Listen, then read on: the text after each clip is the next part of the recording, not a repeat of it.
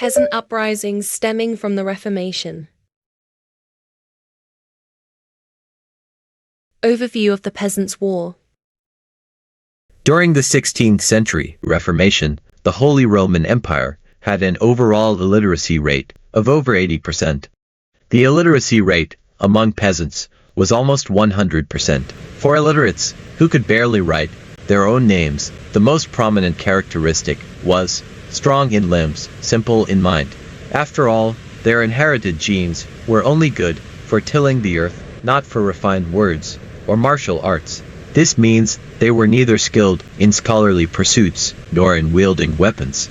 Consequently, conformity became the only viable and prevalent rule of conduct. They fundamentally didn't understand what the Reformation was, nor did they care to.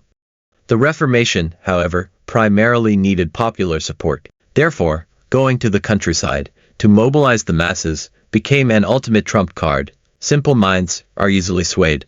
Upon hearing that a savior, a great scholar of the Reformation, was going to stand up for the peasants, everyone immediately became excited. Later, this great scholar led the villagers to fight the local tyrants and divide the land in the name of God. Although there was also killing, arson, smashing, and looting, they had, after all, received the practical benefits promised by God, making them even more devoted. Some even charged into battle, eyes red with fury. To preserve their vested interests and repay the great kindness of their Savior, everyone decisively took up arms, vowing to defend the great scholar to the death. Unexpectedly, the result was a baffling armed conflict with the authorities. Wasn't that just seeking death? Hearing that the authorities were stirred up with reforms, confiscation of Catholic Church property, and closure of monasteries. Some restless peasants also wanted to seize the opportunity to get a piece of the pie. They couldn't let only state officials set fires, but the common people not light lamps, could they? Coincidentally, with the theoretical support of the great scholar of the Reformation, any excesses in the popular movement would presumably be excused, as the law wouldn't punish everyone. The Chinese often say a scholar's rebellion won't last 10 years. This is because Chinese scholars are physically weak and defenseless. Presumably, foreign scholars aren't much better. A rebellion led by scholars and a group of headless flies is truly a disorganized mob. Although they believe in God's blessing, God doesn't seem to be too keen on being manipulated by mortals. Thus, the outcome is destined to be a tragedy. No miracle will ever occur. In fact, clamoring for God's blessing to go burning, killing, and looting itself violates the Third Commandment. This is a major religious sin. Yet, after the Reformation, it became commonplace for reformers to violate this Third Commandment, constantly saying, Jehovah is thus, and so. The Reformation was the director of this peasant movement tragedy. However, these mob incidents demonstrate that the Reformation had already compounded its errors, and should have immediately reined itself in to avoid even greater mistakes later on. Unfortunately, people didn't stop, which triggered a superversion of the Peasants' War, namely, the prolonged religious wars. The war lasted for over 100 years, fighting until the world was turned upside down. It pushed humanity back to a primitive society. Regrettably, after the catastrophe, humanity still didn't awaken, leading to harrowing and unforgettable world wars. The prolonged religious wars extended the reform movement, making it last an astonishing 130 years. Moreover, the successors of the reform probably inherited the original sin of violence. This makes it necessary to delve deep into the peasant revolts of the Reformation, as if finding a fixed needle in the sea or discovering a different universe altogether. Religious Reformation background of peasant uprisings. In the 1520s, during the fervent period of the Reformation, the German-speaking regions of the Holy Roman Empire were ignited by a passionate flame, boiling with unrest. Peasant uprisings emerged everywhere, historically known as the German Peasants' War. These peasant uprisings were initially isolated radical actions within the Reformation movement. However, as the situation gradually spiraled out of control, it eventually evolved into a social-political revolution, centered on smashing, looting, burning, and killing, bringing unprecedented disaster to the Reformation movement. This forced even the Reform leaders to ruthlessly join the suppression, using violence to curb violence, leading to bloody massacres. Martin Luther's own Reformation movement, originally intended to reform the church. However, his secularized ideas, such as justification by faith alone, and priesthood of all believers, echoing Renaissance tendencies, as well as his open criticism of the Roman Church, awakened discontent with the existing order and a yearning for equality and freedom among various groups of people. Consequently, some radical reformers, like Thomas Müntzer, even escalated Luther's religious concepts into a violent revolution. He advocated for the establishment of an ideal society with no privileges and communal property. This was a clear example of communist utopianism. It greatly misled some simple-minded and naive drifters. The uprising erupted in 1524 and quickly spread to southern and central Germany, as well as parts of Austria and Switzerland. Later, some organized, rebellious peasants put forward a clear program for rebellion, the 12 Articles. These articles reflected the peasant class's strong desire to improve their economic status and break free from feudal bondage. Although Martin Luther's reformist ideas provided a theoretical basis for the peasant uprising, as a violent revolution, Luther himself had a very contradictory attitude towards the peasant uprising. Initially, he sympathized with the peasants' plight and criticized the ruler's arrogance. However, when the peasant uprising spiraled out of control, escalating into a violent revolution and even challenging the secular order, Luther's attitude took a sharp turn, and he explicitly and firmly opposed it. He believed that God established secular authority to maintain order, and peasants should not resist legitimate rulers with violence. He even called upon the princes to severely suppress the uprising. This led to his complete break with the peasant movement, proving that top-down religious reform was indeed a dead end. Moreover, the suppression of the peasant movement became a significant turning point and a major historical stain on the Reformation, reformers suppressing a reform movement. A well-known leader of the peasant movement was the great scholar Thomas Müntzer. He was once a student of Martin Luther, but Müntzer was even more radical. He was no longer a reformer, but a transformed, upgraded revolutionary. He advocated overthrowing the old social system through violence and establishing a heavenly kingdom on earth. He closely linked the Reformation with social revolution, inciting and leading peasant uprisings in places like Mühlhausen. However, his radical proposals failed to effectively unite the rebellious peasants. The German Peasants' War reached its climax in 1525. However, due to the lack of unified leadership among the insurgents, with spontaneous local mobs fighting independently and without decent weaponry, they were ultimately defeated one by one and brutally suppressed by allied forces of princes and nobles. Large numbers of peasants were massacred, their homes destroyed by war, resulting in mountains of corpses and rivers of blood. Many regions fell under even deeper serfdom. The outcome of suppressing the peasant uprisings led to an unprecedented expansion of the prince's power in the German-speaking regions. This rendered the centralized, unified state of the Holy Roman Empire a mere formality. The shift in attitude of the Reformation leaders towards the peasant uprisings caused the Reformation movement to lose its character as social change, instead relying on the support of secular princes and embarking on the path of princely reformation. Since ancient times, the victor is king, the vanquished is bandit. The peasant revolts resulting from this reformation should rightly be called riots rather than wars. The reasons are, first, these peasant movements were completely disorganized. They lacked unified leadership, organization, armies, armaments, and training. Second, the exchanges of fire were not evenly matched confrontations but one-sided massacres.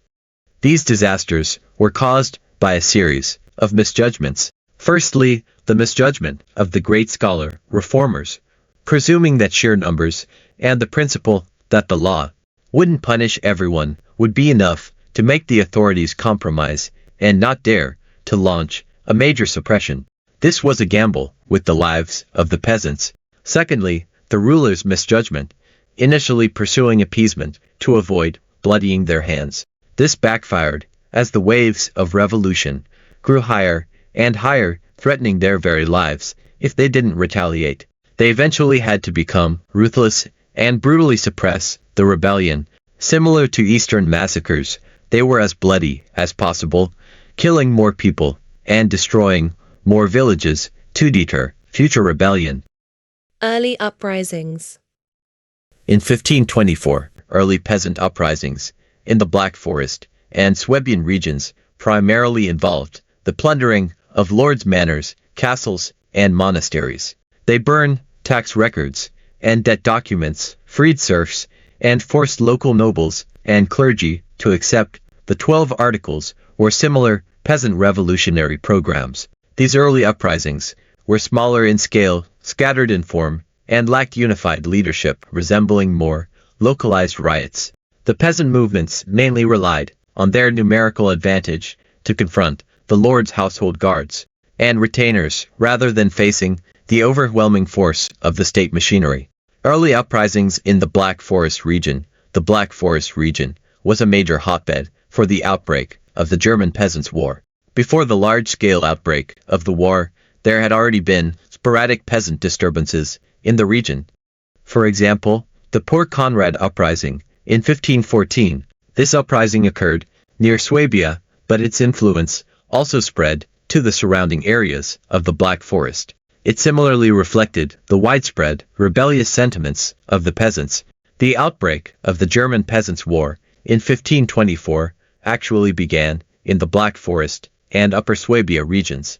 In the spring of that year, peasant tenants of the Marchtal Abbey refused to perform labor services and pay tributes. In September of the same year, Hans Müller von Bulgenbach led a peasant uprising in the Black Forest region, with the force growing to 3,500 people at one point. These early uprisings laid the foundation for the later, large-scale Peasants' War. Early uprisings in the Swabian region. The Swabian region, especially Upper Swabia, was the core area of the German Peasants' War. Before the large-scale outbreak of the German Peasants' War, there had already been local disturbances in Swabia caused by land rights and feudal oppression. Subsequently, these disturbances gradually became more organized and larger in scale. Rebellious peasants began to form alliances and put forward political demands in the form of formal declarations, even resorting to religious rhetoric to legitimize their rebellion. In February and March of 1525, various peasant movements in the Swabian region jointly drafted the famous 12 Articles Declaration in Memmingen. This document consolidated the peasants' social, economic, legal, political, and religious demands, including the abolition of serfdom, the elimination of forced labor and taxes, the restoration of old freedoms and rights, and the freedom to choose their own pastors. These 12 articles spread widely throughout the German-speaking regions, becoming a program of action for many communities and are considered one of the earliest written demands for human rights and freedoms. In early 1525, three major peasant forces quickly formed in the Swabian region. The largest of these consisted of 12,000 peasants, townspeople, and clergy. They gathered in the marshlands near Biberich. The peasant uprising force near Lindau also reached 12,000 people.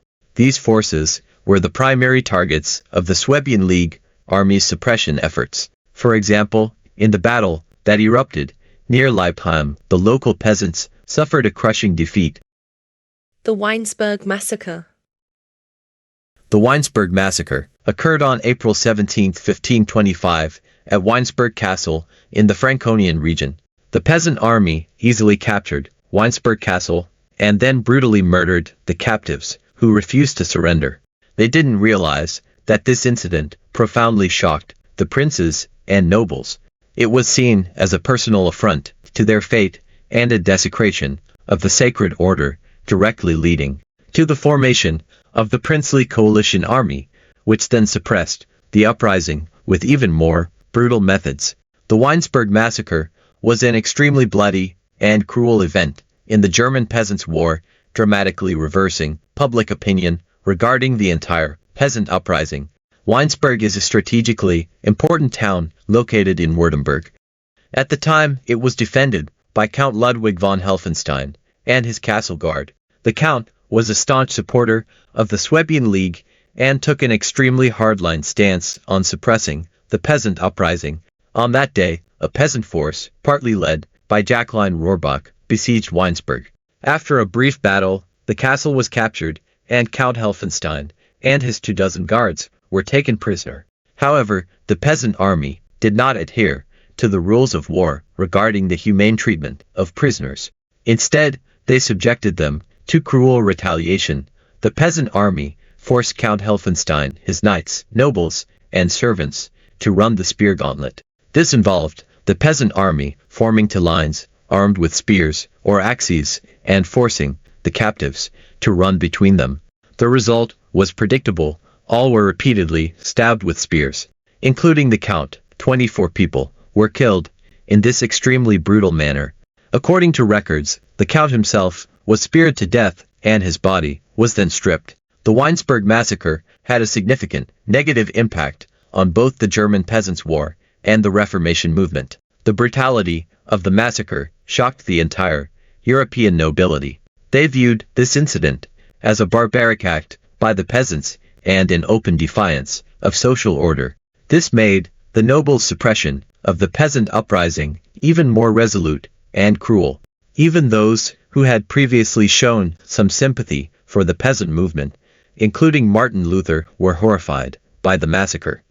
Luther's attitude underwent a fundamental change as a result. He published his famous tract against the murderous, thieving hordes of peasants, severely condemning the peasant army's brutal actions and calling on the princes to mercilessly suppress them. This pamphlet, coming from a reformer, provided an important religious justification for suppressing the peasant uprising. The Weinsberg massacre further incited the Swabian League, giving their suppression of the peasant movement greater legitimacy and popular support. Consequently, they intensified their full-scale suppression of the peasant uprisings. In the period that followed, the Swabian League's army, led by professional officers like Georg Truxas von Waldberg, carried out large-scale massacres of the peasant forces, ultimately leading to the devastating defeat of the Peasants' War. Even within the peasant army, the atrocities at Weinsberg caused controversy. After the incident, Jacqueline Rohrbach himself was stripped of his military command by the peasant leadership due to his excessive brutality. After all, cruelty is unpopular, and tyranny incurs divine and human wrath. The Weinsberg massacre became one of the darkest pages in the German Peasants' War. It not only exposed the radical sentiments within the rebellious peasants, but also provided an excellent pretext for the ruling class's brutal suppression. Most importantly, the Reformation suffered a major setback. The Battle of Frankenhausen. The Battle of Frankenhausen took place on May 15, 1525, in the city of Frankenhausen in the Thuringian region. This was the most decisive battle of the Peasants' War. In it, the peasant army, numbering around 8,000 men, and led by Thomas Müntzer, directly confronted a princely coalition army of about 6,000 well-trained mercenaries, knights, artillery, and cavalry. As the German Peasants' War reached its climax, the radical reformer and theologian, the great scholar, Thomas Müntzer, became the spiritual leader of the peasant uprising in the Thuringian region. He advocated for the establishment of a millennial kingdom, a complete overthrow of the feudal system, and the realization of common property and equality for all. His ideas held a powerful appeal for the peasants, attracting a large number of followers. Centered in Mühlhausen, they launched a massive uprising. Facing the threat of the peasant uprising, the princes formed a powerful coalition army including Philip I, Landgrave of Hesse, and George, Duke of Saxony. This coalition army was composed of experienced mercenaries, well-equipped, and highly trained. On May 14, Thomas Müntzer led his 8,000 peasant soldiers to establish a defensive position on a small hill near Frankenhausen, forming simple fortifications with wagons. They were all in a state of high excitement. Müntzer even told them that God would be on their side and protect them from harm.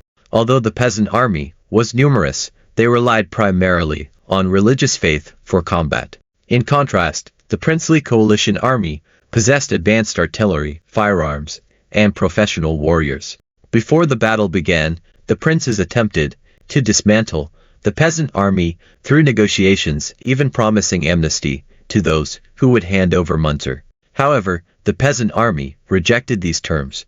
They firmly believed that God would intervene directly and help them achieve ultimate victory. According to accounts, Thomas Müntzer even prophesied to the peasants before the battle that a rainbow would appear in the sky as a sign of God's support. On May 15th, the princely coalition army launched a fierce attack on the peasant positions. They first bombarded the peasant army's wagon fortifications with artillery, then dispatched cavalry and infantry to charge. Faced with the overwhelming superiority of the princely coalition army's matchlock fire, pike formations, and heavy cavalry charges, the peasant army was utterly vulnerable and collapsed at the first contact. Their rainbow flag failed to bring about a miracle and was ruthlessly trampled. The Battle of Frankenhausen ended in a devastating defeat for the peasant army. It was an asymmetric, one-sided massacre. Of the 8,000 peasant soldiers, over 5,000 were killed and most of the rest were captured or dispersed. The princely coalition army suffered minimal casualties, reportedly fewer than 10. Thomas Müntzer was captured after being wounded in battle. He was executed after being subjected to severe torture. His death marked the destruction of the radical peasant uprisings leadership corps. The Battle of Frankenhausen was a decisive battle in the German Peasants' War. It greatly weakened the strength and morale of the peasant uprising. Although uprisings in other regions continued, this crushing defeat signaled the failure of the entire Peasants' War.